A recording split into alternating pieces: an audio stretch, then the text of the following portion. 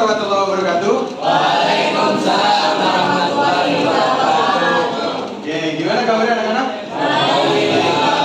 Alhamdulillah, baik semua ya. Kita kan sudah lanjut dari pertemuan sebelumnya ya. Jadi pada pertemuan kali ini, sebelum kita masuk ke materi kita yang selanjutnya ya. Jadi Bapak mau nanya dulu nih tadi ke Laura. Nah, Bapak pilih satu dari putrinya sama satu dari putranya. Oke, dari putranya dulu nih. Bapak mau nanya, kalian kan pernah lihat paku itu kan berkarat ya. Nah, kalau misalnya kena air ataupun kena asam. Nah, pertanyaan Bapak, kenapa sih besi itu bisa berkarat? Nah, kalau dari Najril, putranya, kira-kira kenapa sih? Dan yang begini apa? Kenapa? Karena reaksi kimia. Oke, kalau yang putrinya, Bapak mau minta pendapatnya. Enggak, kira-kira kenapa? Karena terjadi reaksi redoks. Oke, sip. Sudah ada yang mendekati benar, tapi ada satu hal yang kurang poinnya. Oke, ada yang bisa kira-kira? Judin? Kenapa? Ya? Rafli?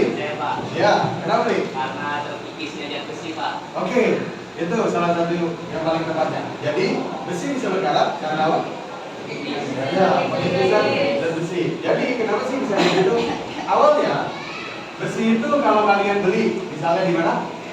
Di material. Atau material, besi itu mulus ya? Ya, mulus mengkilat lah ya. Nah, karena terjadi apa? Reaksi kimia. Reaksi apa? Ya, redoks, lebih tepatnya reaksi oksidasi. Nah, karena terjadi reaksi oksidasi pada besi, mengakibatkan apa? Besi, iya, besi jadi terkikis. Nah, karena kikisan inilah yang lama-kelamaan membuat besi itu jadi Nah, jadi ini alasannya kenapa besi bisa berkarat. Jadi karena ada reaksi yang disebut sebagai oksidasi. Yang hari ini akan kita coba bahas tentang redoks dan elektrokimia. Oke, sebelum di sini nanti kita sudah belajar kemarin apa? Bilox atau bilangan oksidasi. Kalian sudah bisa kemarin cara ininya menyetarakannya? Insya Allah. Oke, berarti tujuan pembelajaran hari ini kita akan coba untuk menyetarakan reaksi redoks dengan dua cara. Ada cara setengah reaksi, sama satu lagi adalah cara bilangan oksidasi atau bilox. Nah, Bapak akan review sedikit terkait redoks yang kemarin seperti bahas. Intinya Pak, kalau proses oksidasi ada penambahan bilangan oksidasi atau penambahan bilox intinya. Kalau misalnya reaksinya reduksi, berarti ada pengurangan. Ya, jadi clue-nya di situ. Kalau oksidasi penambahan, kalau reduksi pengurangan. Ini definisi yang kemarin ya.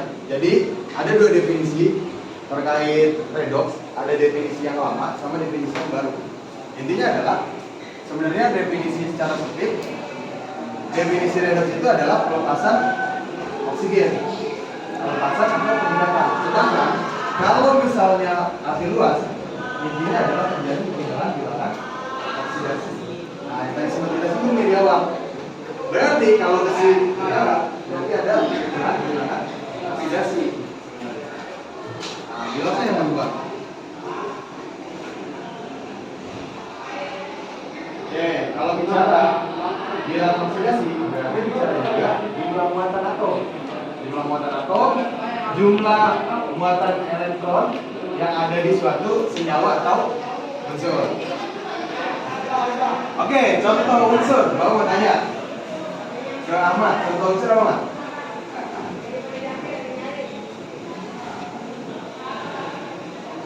Na. Oke, nah, kalau contoh senyawa, Helen. Kalau unsur tadi Na. Kalau senyawa HCl. Oke, asal klorida, betul. Intinya bedanya antara unsur dengan senyawa, kalau unsur itu Ya, dia berdiri sendiri atas satu, sedangkan senyawa gabungan dari dua unsur yang berbeda. Bisa dua, bisa juga lebih nantinya. Nah, yang kemarin itu lagi, kalau misalnya Na ada muatan positif, berarti biloxnya sama dengan +1. Tapi kalau misalnya nanti Na-nya tidak ada muatannya, berarti biloxnya sama dengan 0. Oh.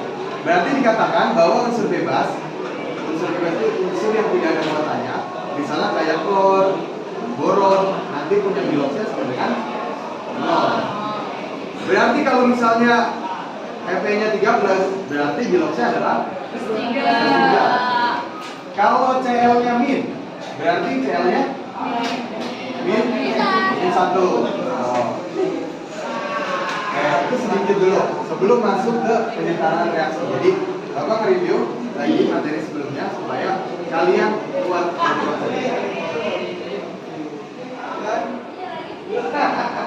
ya, ini masih sama ya.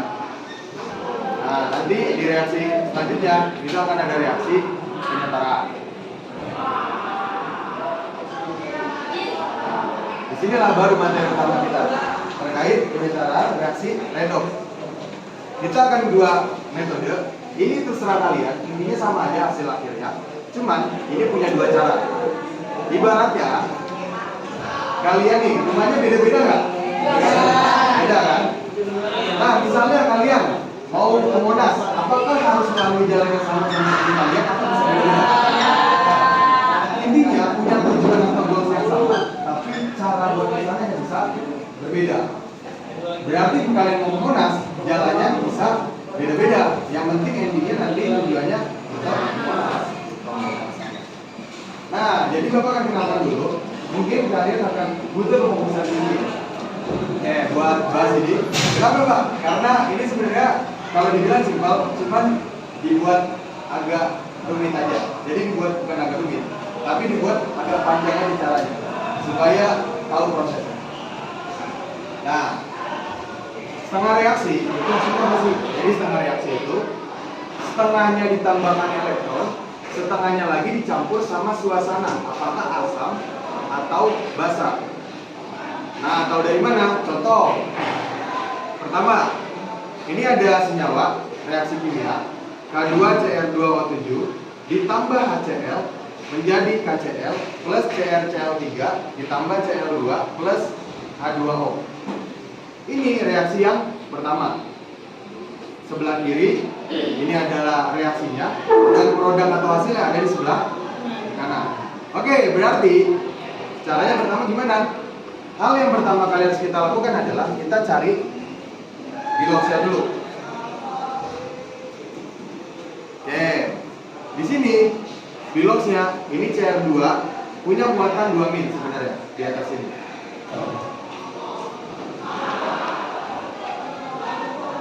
Oke, caranya gimana? Caranya adalah kalau kalian ketemu 3 unsur, ada K, ada Cr, sama ada O, berarti yang harus kita cari itu adalah yang di tengah-tengahnya atau Cr-nya. Jadi yang depan sama yang belakang itu sudah diketahui. Oke, sekarang O. O itu biloxnya berapa? O itu golongan 6, berarti biloxnya adalah min berapa? Min 2. Karena jumlah atom O ada 7, berarti harus kita kali 7, berarti min 2 dikali 7 sama dengan berapa? Min 14. Ya, min 14. Nah, K golongan berapa? K itu golongan 1, betul. Karena jumlah atom K ada 2, berarti harus diapain? 2. Ya, 1 dikali 2 sama dengan 2. Nah, sekarang kita udah dapat nih. Jumlah bilox K itu 2, jumlah bilox O itu ternyata min 14. Sekarang, supaya hasilnya sama dengan min 2, Cr butuh berapa? 2 ditambah min 14 berapa? Min 12. Min 12. Min 12 supaya sama dengan min 2 berarti harus berapa? Nah, Plus 10, betul. Karena CR-nya ada 2, berarti ini jawabannya plus 10. Kalau CR-nya ada 1, kalau 2 CR 10, kalau 1 CR 5, tinggal dibagi aja. CR 2 ini karena 2 atom, jadi jumlah totalnya 10. Tapi kalau jumlah CR-nya saja 1, berarti tinggal dibagi 2. Jadi berapa? 5. Nah, sekarang CL. CL golongan berapa? CL golongan 7. 7. Berarti biloknya min 1. Berarti hanya jadi 1. plus 1. Udah sama ya. Nah, sekarang CL jadi berapa? CL min 1, K-nya plus 1. Oke, sekarang yang di sini CL jumlah atomnya 3, berarti jadinya min 3. Supaya sama dengan 0, berarti CR-nya ya plus 3. CL2 karena tidak ada muatan, berarti biloknya berapa? CL unsur, ingat unsur bebas berarti 0. Betul. Hati-hati ya, ini CL unsur bebas. Beda ya, sama sebelumnya senyawa, tapi ketika unsur dia jadinya 0 biloknya. Nah, H2O berarti O-nya min 2.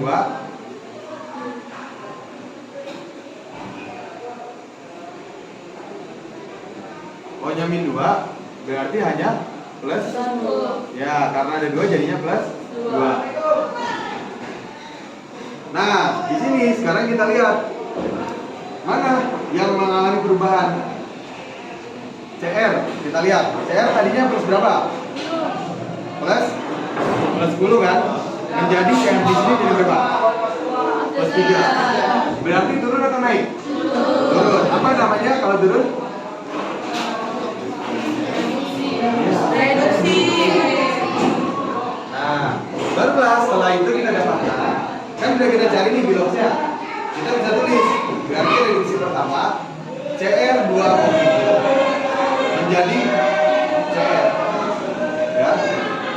Jadi CR-nya di sini jadi berapa? Kalau biloknya plus 3, berarti muatannya juga 3. Jadi makanya di sini dikatakan 13. Nah, kalau udah dapat reduksi, kemungkinan bakal ada yang namanya oksidasi. Yang mana oksidasinya? Iya, Cl yang tadinya min 1 ketika pindah ke sini jadi 0. Dari min 1 ke 0 naik. Betul. Apa istilahnya? Oksidasi. Oke, oksidasi. Nah, kita udah dapat nih.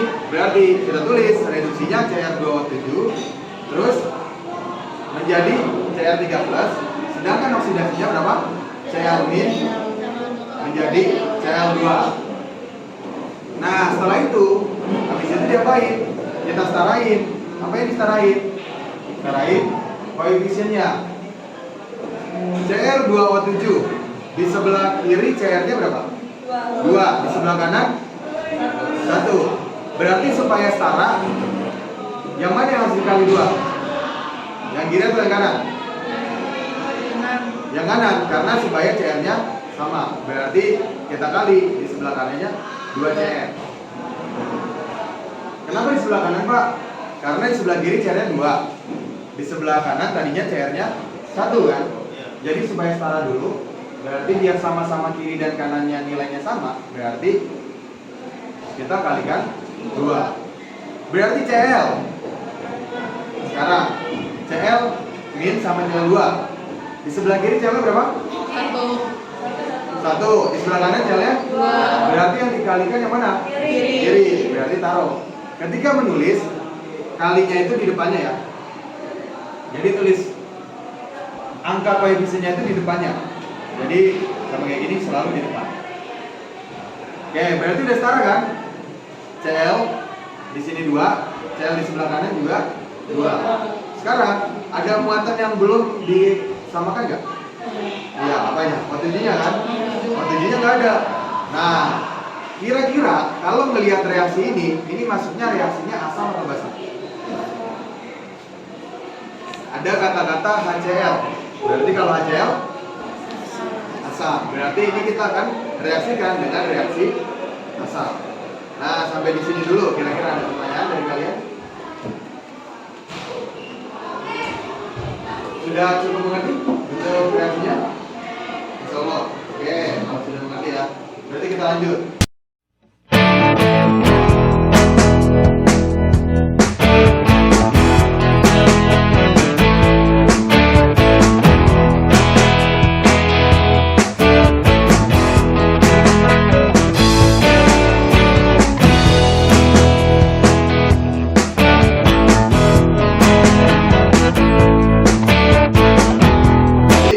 Kesimpulannya gimana untuk penyetaraan setengah reaksi?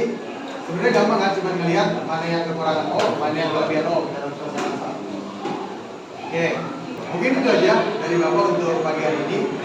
Tetap semangat dan jaga kesehatan selalu supaya nanti kalian